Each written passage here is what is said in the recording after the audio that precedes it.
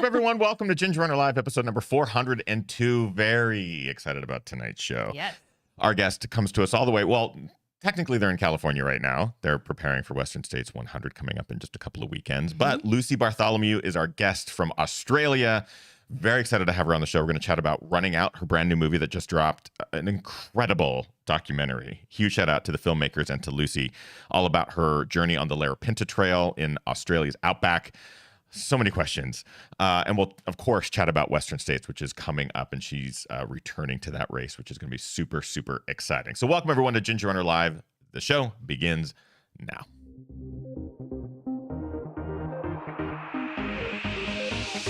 Ginger Runner.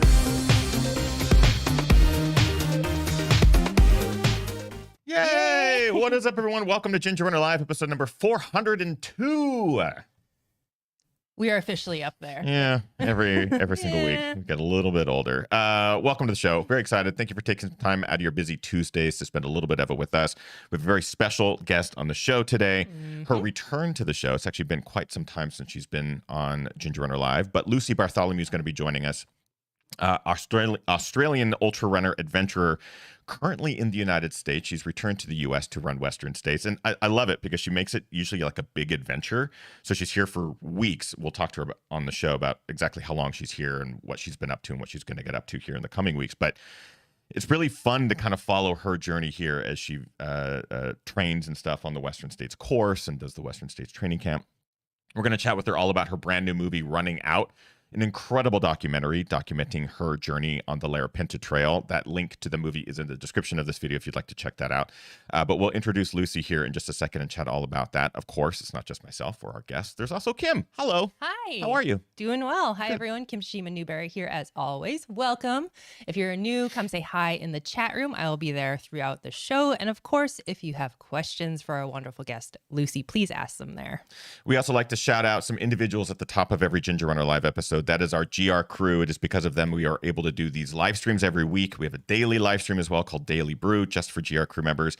We do reviews, films, all sorts of fun stuff on this channel, and it is because of them. If you would like to join the GR crew, head on over to patreon.com/thegingerrunner. All tiers get really cool perks. Tonight we have an after show with Lucy, and all tiers get access to that after show. So we would love it if you joined the GR crew and have some fun with this amazing global community.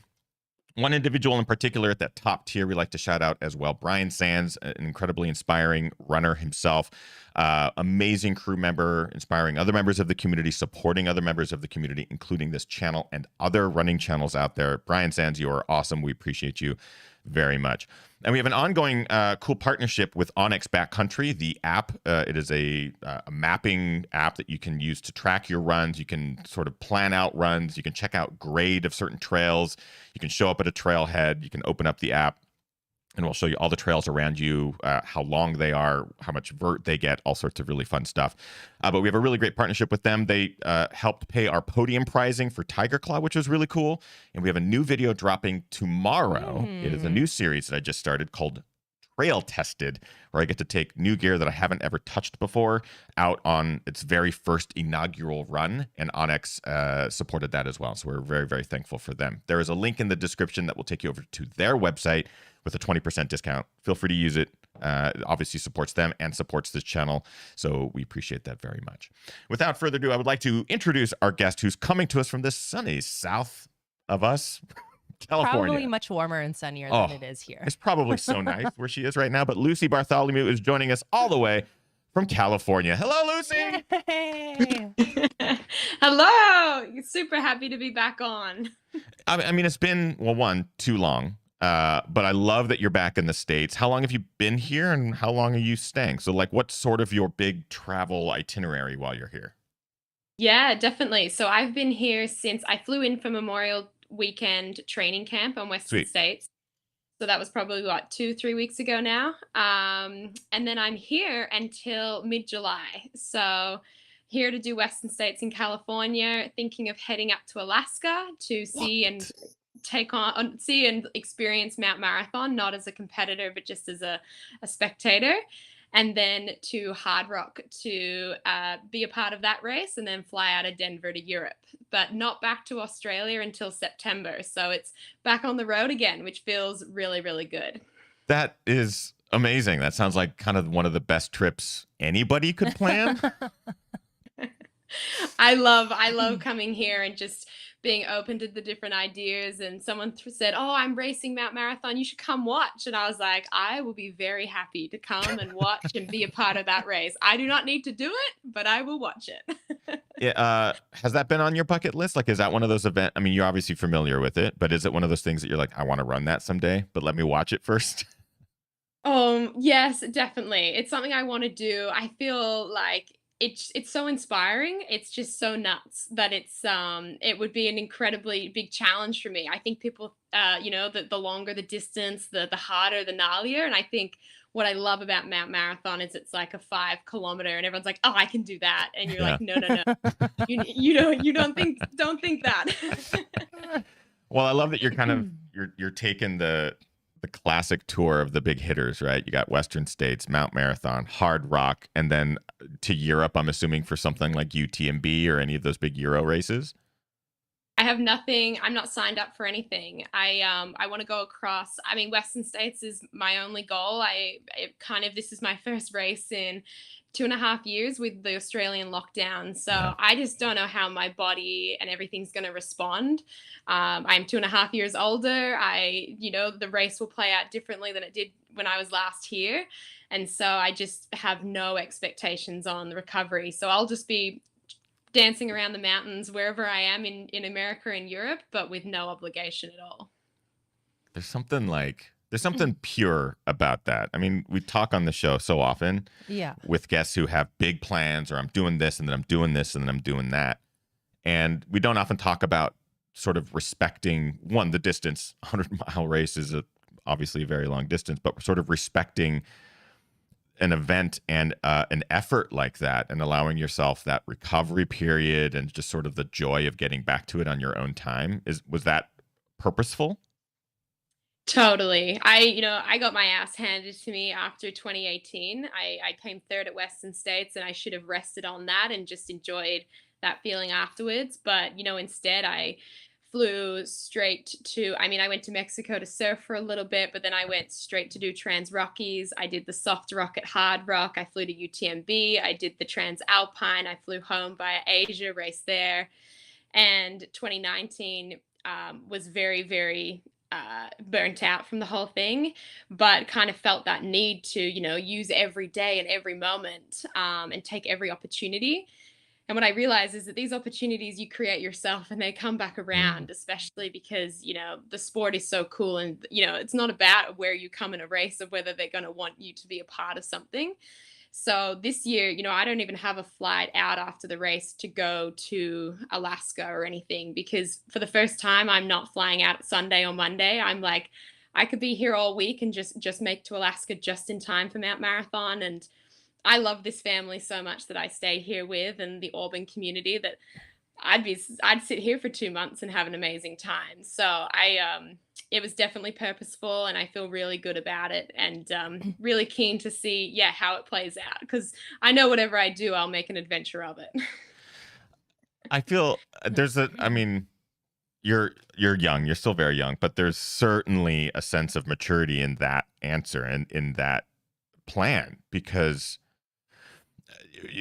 you're just talking about your 2018 year and how you did back each race up with another big race because it felt like part of the experience, right? Like, well, I got to go do this. I got to do soft rock. And if I'm going to Europe, I got to race there. And if I'm going to Asia, I might as well race something there. There is this sort of like, I got to get everything while I can get it because I'm young and healthy. But just a few years later, now you're looking at it from a different lens and having that experience. Maybe now it's you make your own opportunities. I love that you said that. Where did that come from? Like, how do you think the last couple of years sort of altered your thinking on that or helped you come to this decision? And I'll just add on to that really quick as well. Like you've already mentioned the lockdown in Australia, Yeah. and like I think a lot of people's perspective on things has changed a lot over the last 2.5 years. So maybe you can speak to that as well. Yeah, definitely. I think going back to 2018, the hole that I found myself in exiting 2018 and entering 2019 really gave me a perspective of like, yeah, you can do everything you want to do, but you're always shoveling a little bit deeper. And at Mm, some point, you're going to put the shovel down and you need to get out. And so I just never want to be that deep down and kind of having to fight back. And I was really COVID. Obviously, it was a devastating time and really, really challenging. But for my running career and my body and everything, it was kind of perfect timing because I raced Western States 2019 and I was not in a good place mentally, nor physically. I got through the race, and everyone will congratulate me for that. But it's probably the one race that I feel like I disrespected the most, mm, because I should have given that entry to someone who would have, died for it. Someone like my dad, who's been waiting 8 years to get in. Those people are waiting, and I just thought, I can do this. I know how to do it. I've done it before, and I will just suffer through. And then going into lockdown, Australia, especially Melbourne, where I'm from, we had the longest lockdown in the world of 500 days, where we had a 1 hour of exercise and a 5 kilometer, 3 mile radius that we were able to exercise in. And it was kind of very grounding to realize that this is the reality that I have for 2.5 years. It was just yeah. kind of, how do I make this hour count? How can I make my little radius more exciting? How can I reverse these loops or find something else? And so I think coming back to flying and arriving into America, I just want to enjoy every moment. I want to be so present and so healthy and come out the other side and return back to Australia, hug my family, see my dog, and then be amped to get back on that plane and do something else, knowing that I'm strong enough to be able to keep backing these things up. It's not just a one hit wonder this year. Amazing perspective. We have friends in Australia who have talked to us a lot over the last couple of years of the lockdowns and how that's affected their training, like just their relationship with running has been drastically changed because of the limitations in distance and duration. Did your relationship with running change? Um, like, was there a love that dissipated a bit because of it, or was it enhanced even more so because you did cherish those moments you could have with it? Oh, it definitely amplified. I think, I came into it feeling pretty burnt out and was pretty happy when we were not allowed to go out for super long because I didn't feel that desire to do it. Mm, But then as it kind of we sunk into it and realized that this was a long haul thing, it kind of became this really beautiful thing of when you're an ultra runner, which is such a crazy title to give yourself. You're not just a runner, but you're a runner and you're an athlete. Like, to mm, be like, I am only an ultra. Um, an hour is kind of like no big deal, but this was like this hour we were given every day that we got to go outside to feel the fresh air, to smell and see the sunlight. And so it was really kind of, you could make that hour really count. An hour can be really, really tough, and it can be really, really mindful and soulful. And so, kind of just realizing that a 7 hour running week is still incredible and so good for you. It doesn't need to be the extremes that we see a lot of runners and I myself have done. And I think that it really gave me a perspective of how, like, every kilometer is just, or every mile is so important and so valuable, and mentally, physically, emotionally. I think I realized how much running gives back to me because mm, it was so cool to see everyone took up the sport of running, walking, jogging, run, walking, whatever, because it was the only thing we could really do. And mhm. I just loved that. I loved seeing kind of like the gym goers getting out and getting running, and yeah, being able to kind of assist in that and like smile from across the road and be like, yeah, we're in this together and we're sharing the same sport now. It's so, so cool.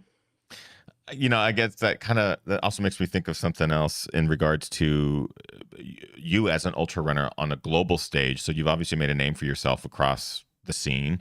Everyone knows Lucy Bartholomew, that name, and the Australian ultra runner coming to a race. People know that you're there. Has that altered your home life? Like, do you get recognized regularly, and have you become a bit of a running icon to people of Australia? Like, do they look to you as sort of this, I want to be like Lucy inspired me to get out there and run and that sort of thing? Well, one of the coolest things that I really proud of myself for doing in the time of lockdown was that my brother is a school teacher, and I saw or I heard about the struggle of being a teacher and trying to keep kids engaged online for 2.5 years. And so I put a post up on my social media and said, I can do a talk to your class and I can talk about running and my story. And there's a lot of things that I feel like I can relate to that younger age group because ultra running and trail running is an older sport.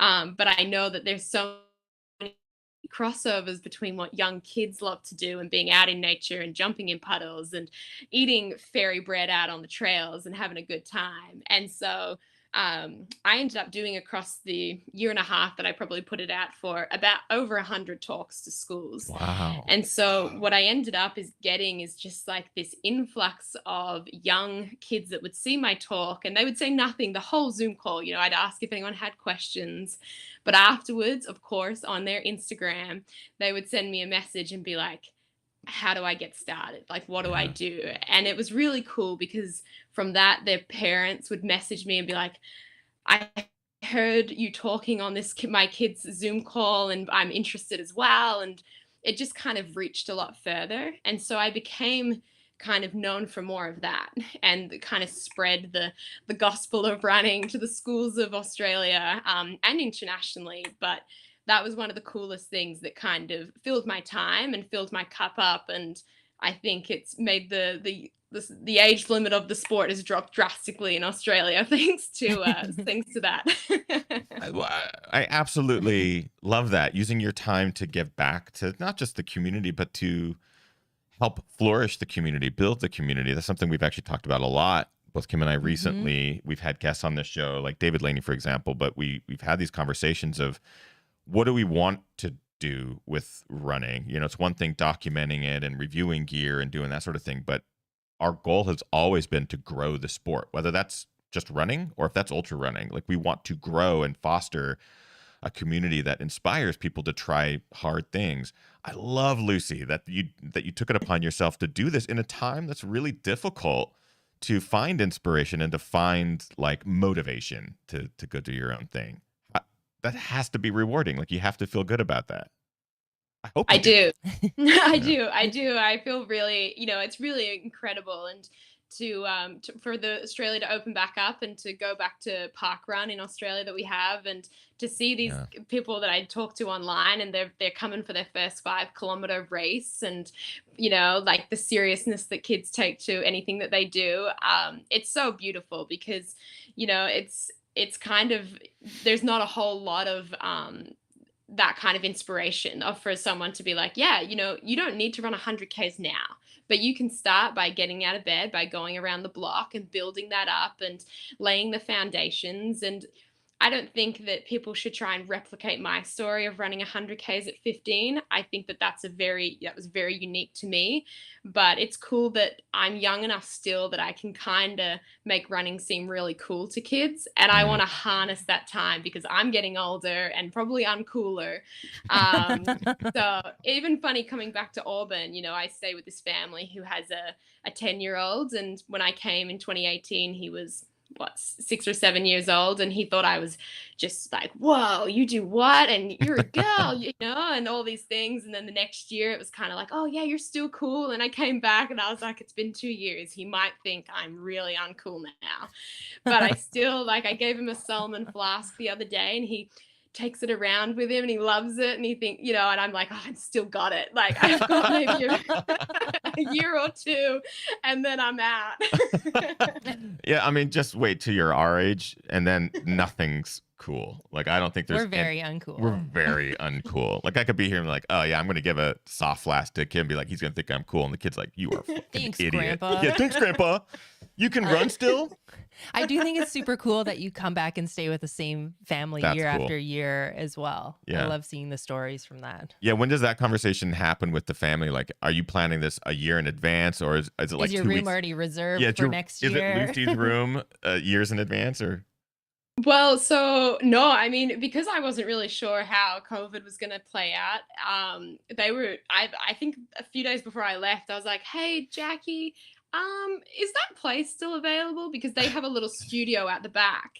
And she was like, "Oh, it is for a few days, but then it's booked by someone else, a family member staying." So now I've moved into the big house and I've like really like joined the family. I even have my own shoe tray out the front, which is just overflowing with the shoes. Of course, but I've really stepped up. I'm now just Lucy Lambert of the family at Roby Point. So it's really really special to see them every year, and they're always a part of my Western States journey. It's the best part of it. Are you a terrible house guest? Are you the one that's like back on the couch, just popcorn everywhere, or are you really good about it? I'm the chef. I take on the responsibility of the cooking. I released a cookbook in lockdown as well, so I bring that out, and I do that, and then I every now and then will look after Mac the kid and let the parents go out, and I'm like, I feel like I'm earning this bed somehow. Otherwise, they're my Uber driver and my my host, and I feel bad. I hope they don't have a bill waiting for you at the end, having to put a credit card on file or something. We could also, I mean, we could definitely talk about food for an hour. I actually messaged that to Lucy before. I was like, hey, if we just want to talk about food for an hour, we totally can. But you did mention something that I think is a perfect sort of transition into talking about Running Out, which is the new documentary following the Larapinta Trail adventure. In that movie, there is a scene, talking about inspiring kids and the next generation of runners. And there's a scene in the movie, I don't want to spoil it because it's a special moment, and where there is a young girl running next to you on the trail, a member of the community, the local community there in Alice Springs. And it's just sort of this touching moment as a viewer where you watch this and you can see this sort of transition of like a badass ultra runner who just pushed through this crazy adventure and the next gen who is probably looking up to you. Talk to me a bit about that and community and that sense of Australian ultra running and Australian runners and how they come together to support someone's project like this, especially with Running Out. Yeah, definitely. And I think the moment you're referring to, she's actually running in front of me and looking back to me. Oh yeah, she's kicking ass, yeah, for sure. She really thought we were on a race, but yeah, I mean, community has and will always be my number one reason for, really putting myself into the sport and putting myself out there on social media and continuing to kind of, yeah, try and redirect the way that maybe people think about running and think that they need to do running. And I think the Australian community is so special, but I've never had to spend 2.5 years really in it. For so long, I was doing the Australian summer, then going to America, then Europe, and kind of missing a lot of the Australian scene.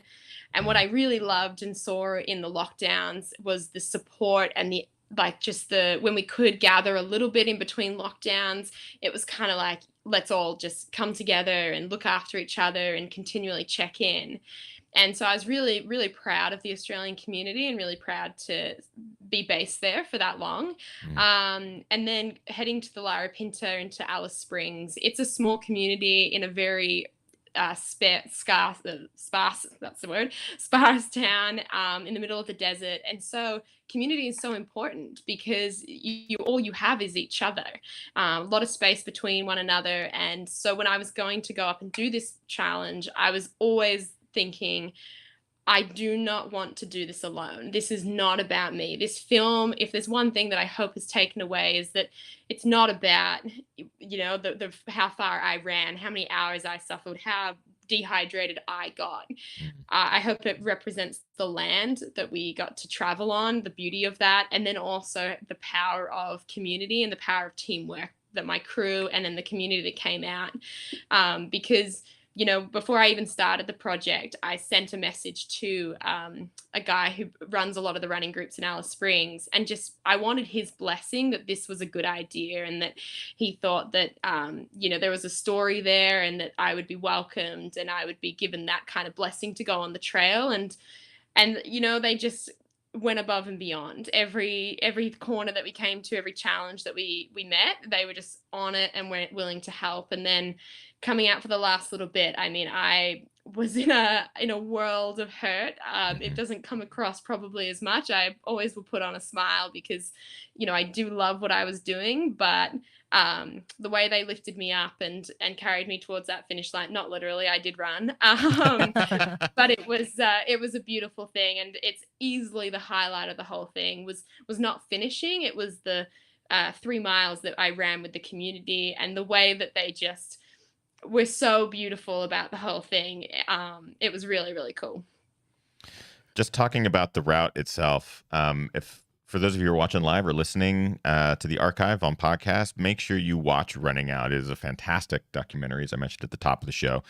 I watch a lot of running documentaries, as you can imagine. Very few get me really emotional. This one got me surprisingly emotional. And I think it's because, Lucy, you go through so much in it's a 40-minute documentary, but so it feels sort of like very little time, but I know it's over the course of multiple days. But you go through so much, and I feel like I could relate, and I could feel that connection you had with the land, but also that fear. There's not that you were scared of what you were doing, but there was a lot of unknown and sort of unexpected hurdles that you had to overcome, and you having to get through those moments is hard to watch while simultaneously like thrilling to watch.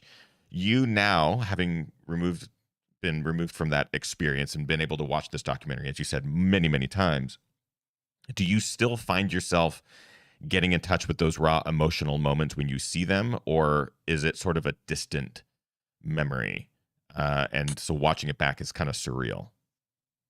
Yeah, I definitely feel like I can't believe that I did that. It was Mm. never in my plan of being in my career plan that I was going to go and do this. This was something that my dad had talked about hiking, and I thought about running, but well down the track. And so, the all the challenges we overcame was a little to do with under preparation. We didn't get to recce a lot of the route. We didn't get to do it during the ideal season. We did it after before anyone had traversed it. So after COVID had been locked down, so the course hadn't been trodden at all. Mm. And people that know me will know that I get lost in shopping centers. How I made it through 250 kilometers, 140 miles is honestly like I watched it the other night with the family here in Auburn, and I was just like, I mean, I went for a run with Matt, the dad here, and he was just like, Lucy, you get lost all the time. Like, you're always like, oh, pick me up here. And then you're on the other side of the canyon. And I'm like,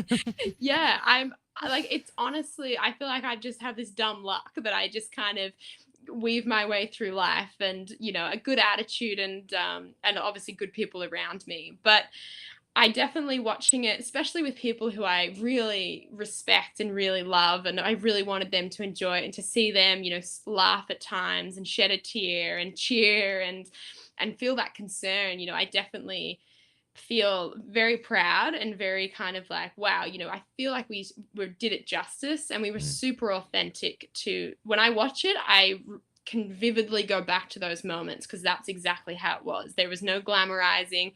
If that was glamorized, I mean, it must have been really bad. Because it was definitely the most challenging thing I've ever done, but also the most incredible and beautiful thing. So I'm not going to go back and do it again, but I loved what I did and how we did it. And that's definitely something I appreciate from the storytelling perspective, is showing the raw moments for what they are. There isn't any sort of beautifying the moments or enhancing the drama. It's raw. It's you experiencing some really tough conditions, and yeah, lack of preparation or lack of recce, and you get that, and that's not edited out. It's not edited out to polish up the experience to meet a standard, and that's truly what I loved about it, is that it was exactly what it needed to be, and raw. We are live with Lucy Bartholomew. If you have questions for her regarding Running Out or Western States, we're going to transition the conversation there. Drop them into the chat. Kim, you've already got a bunch. Yeah, a question from Brian from our Discord server. Brian says, during all the adversity faced on the Lara Pinta Trail FKT adventure, what internal well did you tap into to keep going when they all seemed impossible? Yeah, well, that's beautifully written. The internal well, I would say that was just the rock bottom of my soul that I had to work my way up from. But I would say that I drew a lot about from the community. You know, I mentioned many times in the film my dad. I think a lot about him when I'm out there. I think a lot about in the year previous, I had some cancer in my eye that I had cut out, and just kind of like you go through these things, and these moments seem really, really challenging, and they're going to last forever. But having that ability to be like, this is impermanent, this won't last forever. If I just wait a little bit, if I take a few more steps, if I just slow down a little, if I stop, you know, it can end, and it can end when I choose to. So I think having that knowledge and understanding was really, really important for me. It's kind of, this is me now, this is not me forever. This moment doesn't define me. This isn't going to define the trip. You know, I'd already felt like we'd had the best time before we'd even started the run. Mm. And so I really just kind of had to tap into that kind of understanding that this was going to be super challenging. I knew I was going to dig deep, but also I'd been in lockdown and I was running a point to point 140 miles. I wasn't running circles in my 5 kilometer, 3 mile loop. I wasn't an hour. I could go as many as I wanted. And boy, did I use all of them. And so I think the gratitude that I had was just like, I want to make this count. Like, I've gotten this far out and I just want to see what I can do, because this isn't going to be something that I'm going to pop into and do all the time. So it was just kind of that gratitude and that understanding that, yeah, it sucks now. It probably won't suck in an hour. It might get worse before it gets better, but you know, I back myself to handle that. Mm. And then a second question from Brian as well. Brian asked, how well do personal voyages like FKT style translate to race format preparation and performance? Yeah, a perfect transition to Western States. How do you think that will influence or help or diminish the experience? Yeah, I think that's a great question. I think it's so interesting coming back to Western States. And obviously, I've been in this race since 2020, because that was when I was meant to do it. 2020 was canceled. 2021 was COVID. I was unable to make it. So, you know, it had been rolled over. I was like, I have no excuses, because I know I'm in this race. It's in 2 years' time. Like, I should be able to get as fit as anything. Doing this Lara Pinta 100% has set me back, because it's taken me about 8 months to properly recover. And I'm talking not just like my feet and my toenails, I'm talking like hormones and your immune system and all those deeper, deeper levels that I don't think people talk enough about. We talk Mm. about physical and mental, but there is like very, very deep underlying thing. When you're missing 2 nights of sleep, you're digging yourself a hole. And similar to 2018, you know, you find yourself and you look up and you're like, well, shit, you know, I've got to climb back out. And if I'd had a year of really good training rather than a year of recovery and trying to heal those diggings that I've done, then I think I would be probably more prepared. But it was the risk I knew that I had to take. David Roach, my coach, was very of the same opinion. He was like, "You can do this, Lucy. But just know that when COVID ends, your body doesn't quickly go, okay, sweet, let's get back to running and racing." And so it was an eye-opening thing. It was a cool experience. But I sit here 2 weeks before Western States feeling like I have so much mental stuff that I can take from Lara Pinta. Like, my toolbox is overflowing. I feel like Yeah. I'll be like, there's course markings, there's food along the way, there's people. Like, I'm gonna be so sweet. But then, yeah, physically, like, will I be able to compete the way that I would love to and the way that I dreamed of 2 years prior, knowing I was doing it?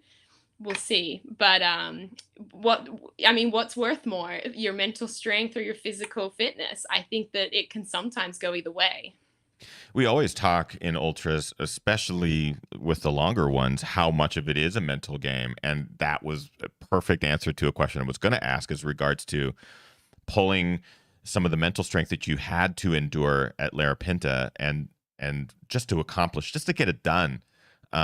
It seemed like almost from the very first day, from that first 50K section, 30K section, you were encountering things that you had to dig yourself out of. And that has to overfill your cup of like mental strength going into Western States? Because like you said, aid stations every couple of miles, people everywhere cheering you on, other runners out there like, let's go, it's all going to just come to benefit you. So that gets me excited seeing you prepare for Western States, knowing you run the course, the challenges, the places that will hurt the most and you'll probably have to suffer through the most. But now you have this new strength. Do you feel like you had this mental overfloweth cup, to use the term? Do you feel like you've had that at Western States in years previous, or do you think this is the first time you're coming into it with this sort of strength? Oh, hell no. I mean, I would say someone asked me the other day how I'm feeling, and I would say I'm not as fit as 2018, but I'm way, way mentally stronger than both years, and I'm way healthier than both of those years. And I would take health and experience and big toolbox is the strength of that any day. I think that Mike David Roach, my coach, obviously I always talk about him. He said to me, and he said before the Larapinta, Lucy, when you kind of run these distances, anything kind of over that marathon, it becomes less about being fit and more about being uninjured and about being stoked. And those are like the two things that I feel like I am not injured because I really did take my time to recover. Like I said, it was 8 months that I was really, really gentle on my. I'm back at Western States for my third time. I'm back with my American family, and I just feel so welcomed, and I think that that's worth so much more than being real fit and laying down some fast times in training, because it means nothing on race day, because usually the fit people are going to be handed the heat and the nutrition problems, and I feel like I got that all in the Larapinta in spades, so I got to practice. I mean, you're right. You basically had all the dehydration. You had all of it on Larapinta, right? Like it can't be that bad. There's no way. There's always going to be people there with ice or bandanas or people to help you along the way. What that did, or maybe let's get to one more live question. And I think there was a bit of conversation that we'll transition to before we wrap up the main show. This question is from Slowman Running. This was on our Discord. Slowman Running is also a fellow Australian. And Slowman Running asked, how do you think running, or if and when you win Western States, will it increase the awareness of trail running down under? Oh, I think that's a good question. I think, trail running and ultra running is really taking off in Australia. And I think we have such beautiful areas that you can explore. And what I really did notice in lockdown is that there's now so many groups that you can join and people that are willing to lead the way. And I feel really honored to be a face of Australian ultra and trail running, especially for the females and as a young girl in the sport. But I also I think there's so many people doing such cool things for ultra running. And I don't think it takes winning Western States to be a great pioneer for the sport. I think it just takes being approachable and open and, saying you can ask me. I get people messaging me all the time who live in Australia asking where's a good place to start? Where can I go for trails? Who can I contact? And just being that middleman. I don't need anything from that. I'm happy to shoot you off to someone or shoot you in the right direction. And so I hope it doesn't take me needing to win a race to be able to do that. I hope that I already see the sport growing so rapidly, and the people who are doing really well and enjoying the sport are doing a great job of spreading that around the world and around Australia. Fantastic. The last sort of thing I wanted to touch on, you kind of brought up there in your conversation in regards to recovery and recovering from Larapinta going into States. Would you, taking into account that every body is different as well in regards to recovery and training and things like that, would you say that there tends to be a tendency for runners to take on too much too soon, or too many big projects, like kind of you reflecting back on 17, 18, 19, and this last year, especially the fact that you were able to complete Larapinta, but then also respect your body and your need for long-term recovery. Do you think that we're just trying to do too much?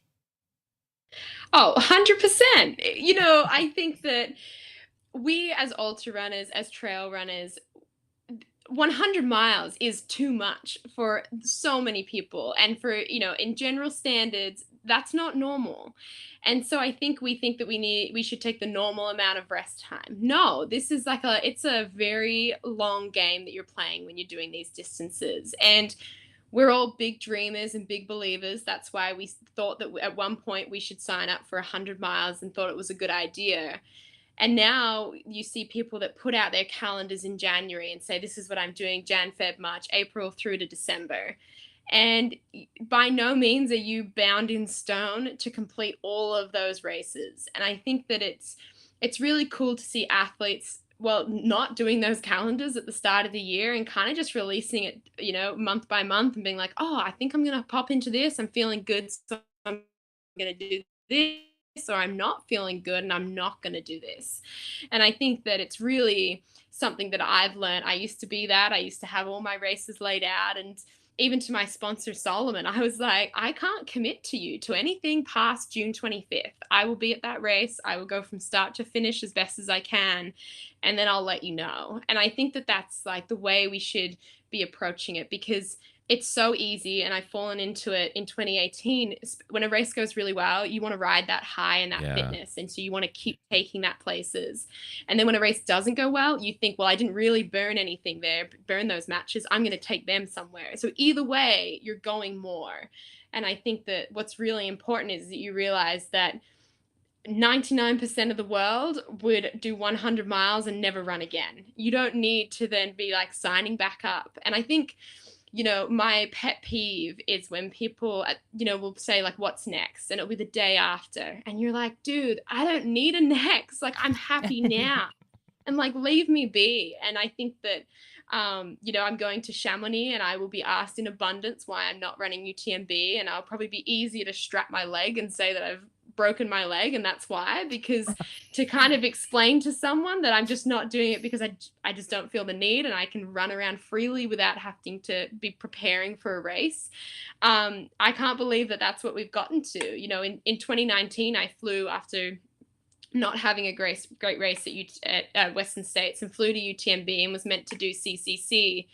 And it was the first time I didn't start a race, and I said I had, mental health. I just wasn't feeling great. I wasn't inspired by it.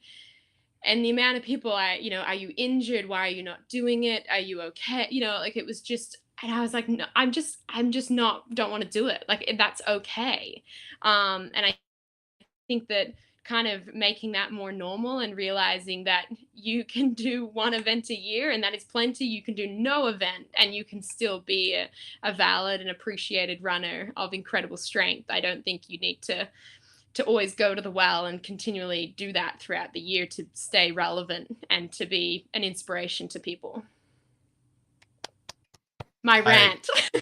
I haven't heard Normalize not doing things. Yes. I feel like we don't need t-shirts. Yeah. normalize doing nothing.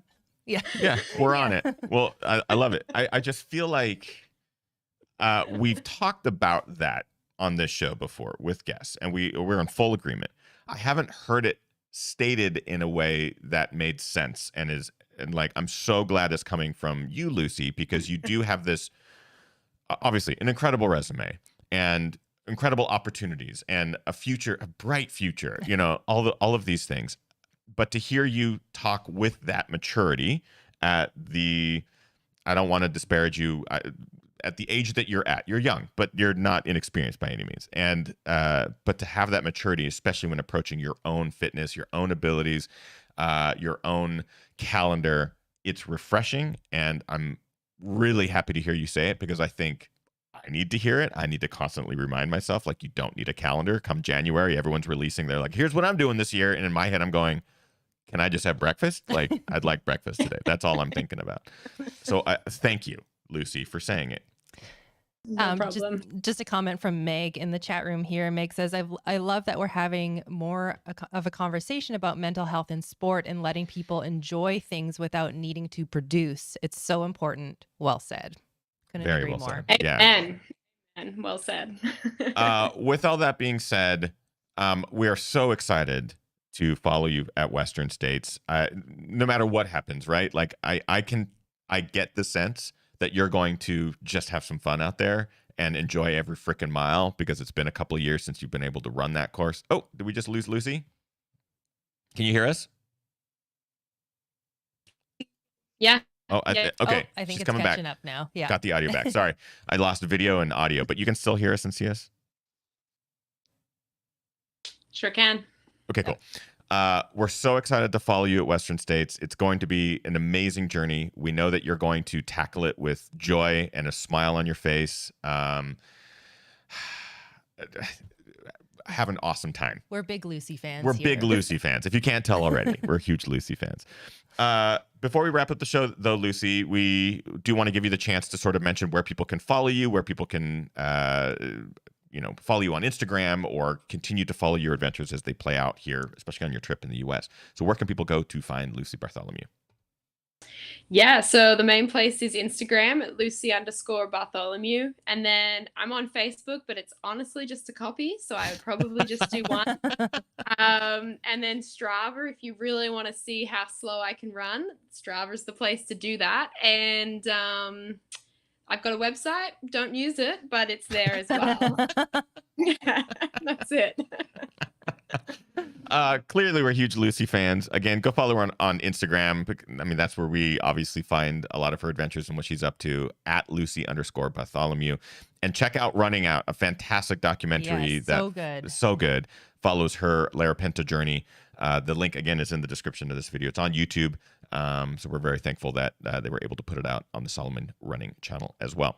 We're going to wrap up our main show with Lucy Bartholomew, but we are going to move into our after show, which is a GR Crew exclusive. We have questions. You still have a bunch of questions that we'll ask in our after show. And if there's something you wanted to say or ask Lucy that you did not get a chance to do in the main show, after shows where you can do that, head on over to patreon.com/thegingerrunner. All tiers get access to our after shows.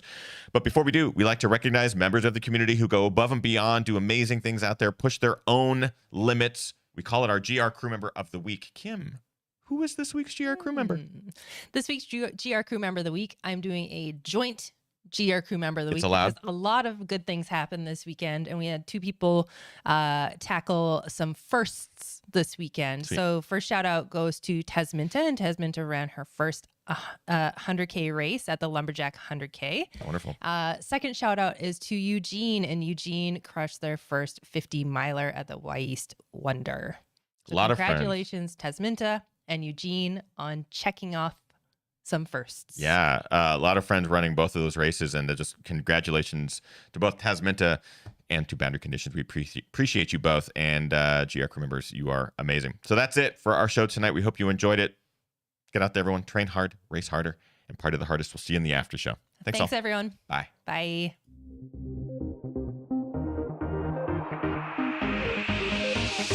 Ginger